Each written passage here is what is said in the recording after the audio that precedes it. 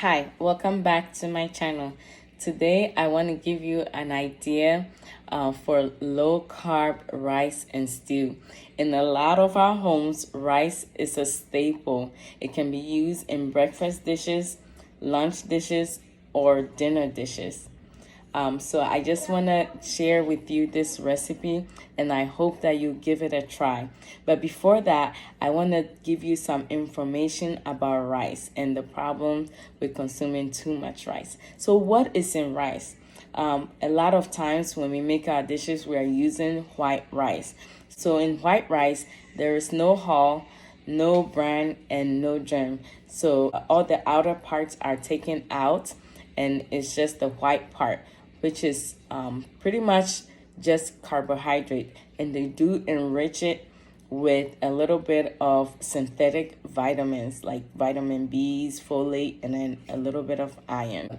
And a lot of times nowadays, it is a GMO product unless if it states on there that it is non-GMO. So what is the problem with consuming rice? So consuming too much rice on a regular basis can cause you to be deficient in vitamin B2. This can also lead to a risk of developing beriberi. Beriberi is a neurological disease that can create problems with your nerves, with your pulse rates, with your memory, and even with your blood sugar. And then another thing about rice is that it has such a high glycemic index. I will explain what a glycemic index is. So what is glycemic index? It's a measure of the increase in the level of blood glucose caused by eating a specific carbohydrate compared with eating a standard amount of glucose. So at any given time, your blood has about 4 grams of glucose. And every time you eat, the glucose level goes up. Depending on what you consume, carbohydrate and sugar converts to glucose in your body, and they cause the greatest increase in your bloodstream. So what is a normal glycemic index? So a low glycemic index is from 1 to 55. A medium or moderate glycemic index is from 56 to 69. And then a high glycemic index is 70 or higher.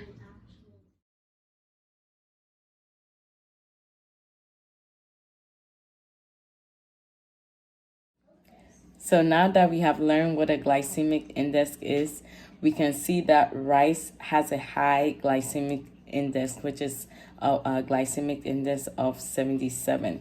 So you might wonder, how about brown rice? Brown rice is a little bit less refined. It does not have the hull, but it has the bran and the germ. And the glycemic index of brown rice is 68, so it is a little bit lower. And then you might also wonder about wild rice. So wild rice has the hull, the bran, and the germ. It also has a little bit more nutrition than the other two rice, and it has a glycemic index of 52. But both brown rice and wild rice has lectins, which is an anti-nutrient, and some people are actually sensitive to that. So some rice can also be grown with arsenic, which is very toxic to the body and can also cause cancer. So if you're consuming rice occasionally, it's okay, especially if you're insulin sensitive. However, if you have any form of metabolic diseases or if you are insulin resistant, this is something that you might want to stay away from or really reduce the amount of times that you are consuming it. So the rice alternative that I want to share with us today is cabbage. Yes, cabbage. Cabbage is a low carb vegetable. Let me give you some more information about cabbage. So cabbage is rich in vitamin K, vitamin C, and folate, and it has some amount of vitamin B6, some calcium, potassium, and magnesium. So 1 cup of green cabbage, which is about 89 grams, has about 4 grams of carbohydrate. And out of the 4 grams of carbohydrate, about 2 grams is fiber. So it has a net carb of 2, which is really good.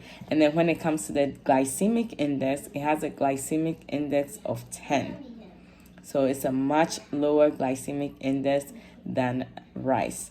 Cabbage is also gut friendly because it contains both soluble and insoluble fiber. It is also a cruciferous vegetable, and so it contains different antioxidant properties which can help to reduce chronic inflammation. So in this recipe, it may seem weird, but cabbage actually have a neutral taste, so it takes on whatever flavor you give to it.